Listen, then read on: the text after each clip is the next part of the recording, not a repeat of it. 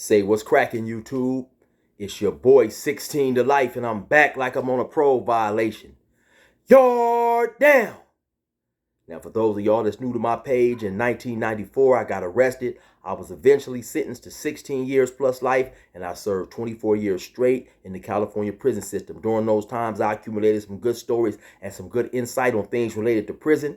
I'm going to share some with y'all today. If you happen to like this video, be sure to hit that like button, leave a comment, subscribe. Most importantly, hit that notification bell. That way, anytime I drop a story, you will be notified ASAP, and you can hop on it whenever you're ready. Also, I've been telling y'all, man, do not get it twisted. Yeah, I rap, and my flow is nothing like Curtis Blow. In order to hear some of my music, go to my YouTube playlist, scroll down to gas stations, and you will find a lot of my songs there. I also got a song called Never Gave Me Therapy. It's on all major streaming sites. Check that out, man. I'm telling you, you will definitely be impressed. Now, let me hop right up into this video right here.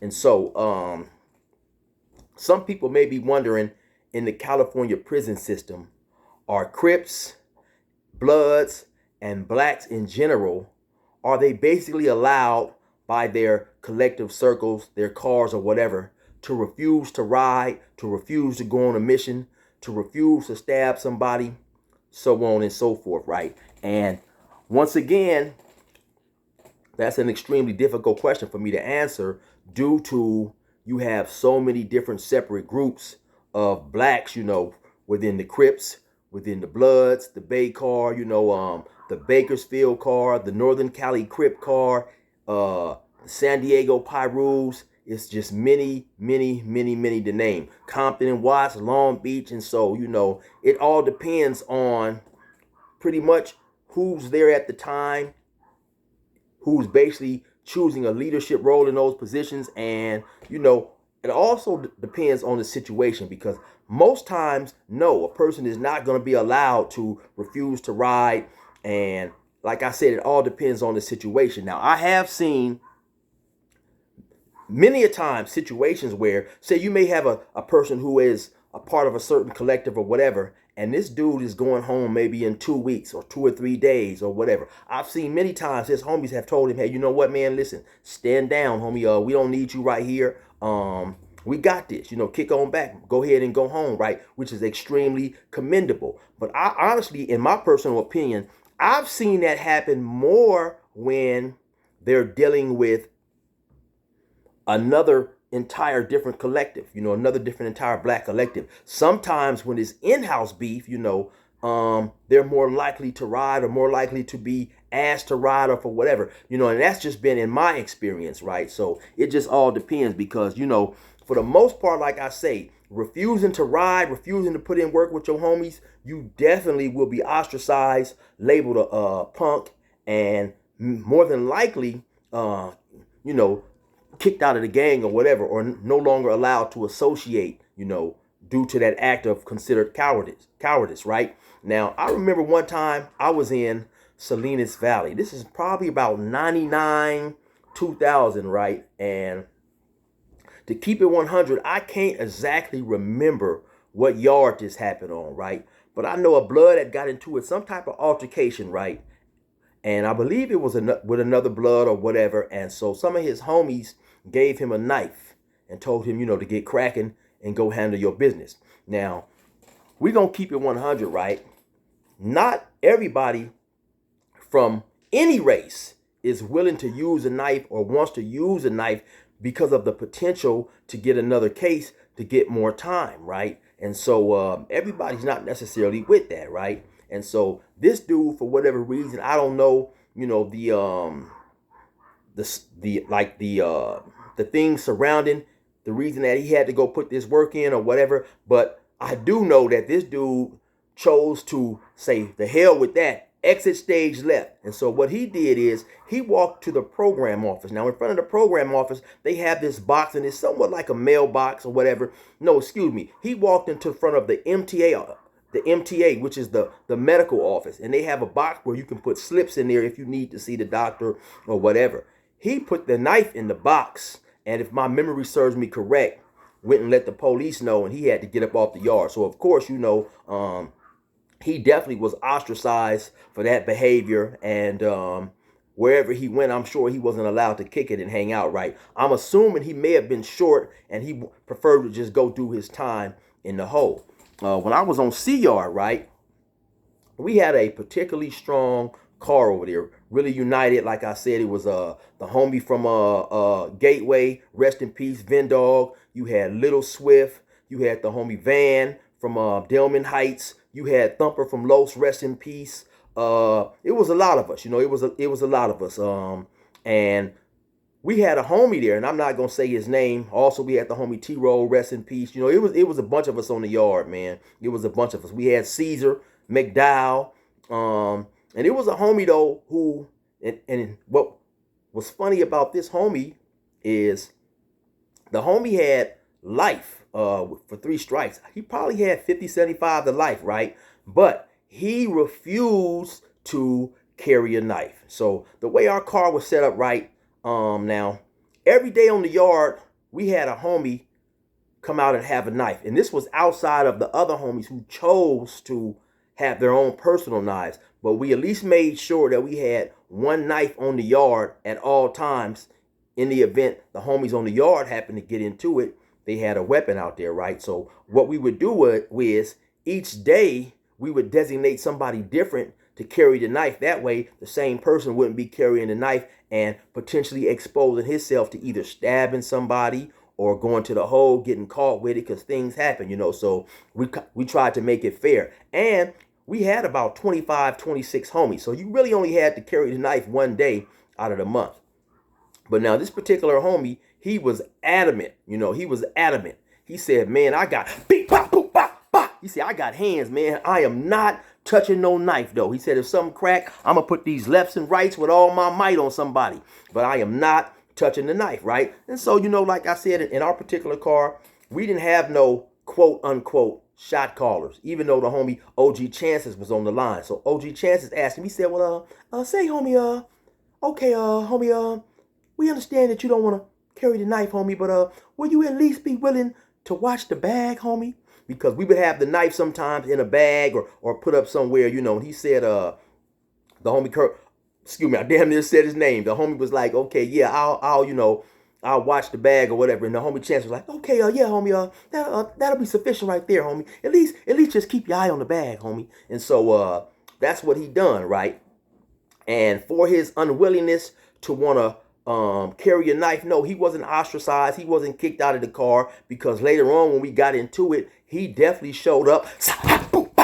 He showed up with them things getting cracking, right? So yeah, but now the reason why he didn't want to, even though he had life sentence, because he was under the 3 strikes, right? And his 3rd strike was a non-violent 3rd strike. And at that time, it was in the, all the guys who had life for these non-violent 3rd strikes, because initially the 3rd strike, in order for you to get life, it was supposed to be your 3rd strike had to be violent as well as your prior other 2 strikes. But for whatever reason, some way when they voted in or whatever, it just ended up being that if you had 2 violent prior felonies, your 3rd strike didn't have to be violent. So after a while, that law was trying to get changed, and a lot of those lifers had hope that they would be let out. And eventually, he did get let out. So, but had he caught another violent case in prison, then he may have not made it home. So he was unwilling to carry the knife, right? And it also reminds me of another time, man, when I was in Corcoran. I was on the 4 yard. And I just came from the hole. I caught a stabbing on the 2 yard. And even though I beat those charges, I had got into some other stuff. I got into an altercation with the guard when he was trying to arrest me or handcuff me or whatever. And so they told me, your points are no longer conducive with level 2 points. They sent me to the 4 yard. So when I get to the 4 yard, the yard is on lockdown because, the entire black population, Crips and Bloods, are all on lockdown because I believe some Southern Mexicans had got into it on the yard or whatever. And when the guard was walking past a black Crip from San Diego, he just jumped up and stabbed the guard. And for that reason, they had all the blacks on lockdown, right? And so eventually we came off, and there was a brother from up north, right? and I'm gonna just call him CB. I did a story on this. I believe the name of that story was called "When Your Homies Turn Your Back on You." Now CB was trying to get back further up north, and so the prison that he was at was maybe, I don't know, 4 or 5 hours away. He wasn't getting no visits or whatever. So he had another maybe 3 or 4 months to stay out of trouble, and he would turn level 3. Then when you drop down from level 4 to level 3, you can go to your counselor and ask to be moved to another prison. And in the event they have space at that particular prison that you want to go to, because you get to pick two, you have two choices, they'll move you. So what his plan was, I guess, was to avoid coming to the yard and to avoid coming to the day room as much as possible. That way, if something happened, he would be in the cell and he wouldn't get caught up in it, because prison is a spontaneous place of violence, right? And so in his mind, that was a good situation.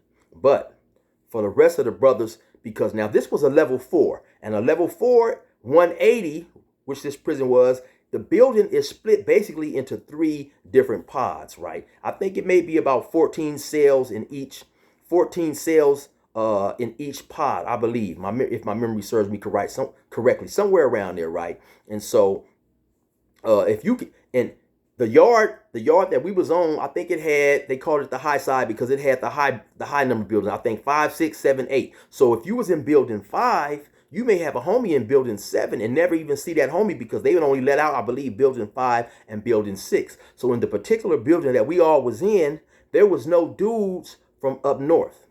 And so due to the fact this dude not coming to the yard or to the day room, especially the day room, because our numbers were not as heavily as populated as the Southern Mexicans, and even though we didn't have any ongoing beef, like I said, prison is a spontaneous place. Something could always jump off, and that one person could make a difference. So a lot of the dudes in that building, a lot of the black dudes saw that as an act of betrayal on CB's part, right? So when I get there, it's crazy, right? Because at the time, I believe I'm in my 30s, in my mid 30s, and you have a bunch of youngsters in this particular pod. And so they want to whoop this dude. So they get at me and ask me, hey, chill, what do you think? And I said, well, homie, listen, due to the fact that that dude is from up north, we really don't have no jurisdiction over him. When I say we, I'm talking about the Crips in that building who wanted to whoop that dude, And so I said, homie, we don't know what the dude was or what he is, because at that point in time, he was saying he was a Muslim. So I said, we really don't have no authority to, put any type of DP on this dude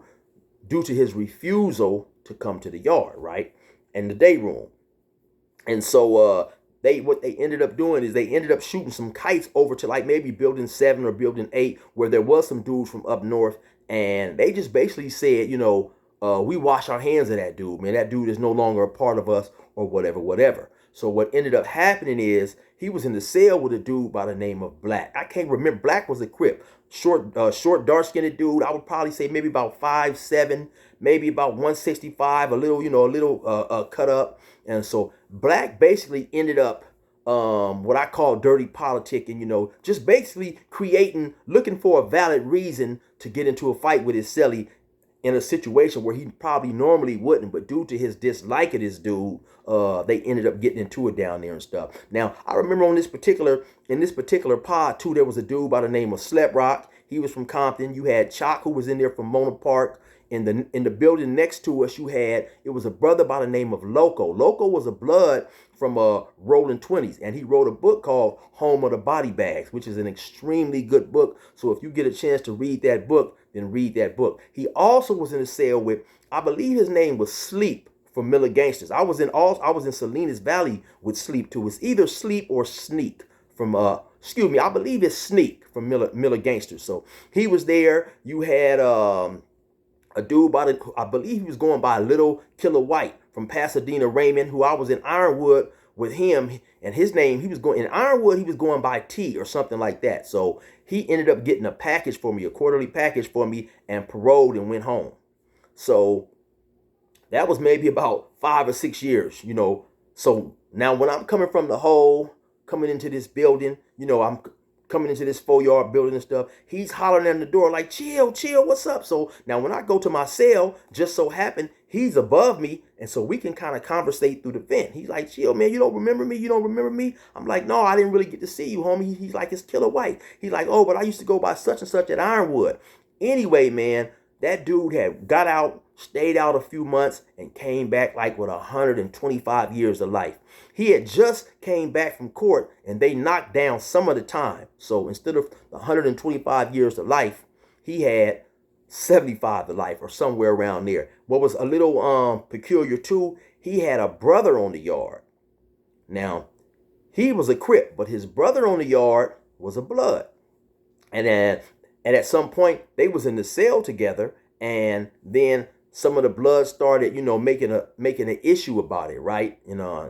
Because now keep in mind, these dudes, I believe they had the same mother or the same father, right? And so, but you had some Bloods who was upset that he was in the cell with a Crip, and considering prison politics, they definitely had a point, because he could be in there, talking to his brother about issues on the yard, and if it involved Crips, it definitely could be a security risk, and so I can understand the Bloods who had concern about that, even though it wasn't like they still couldn't be on the yard walking and talking and all that. So anyway, that was that situation right there, man.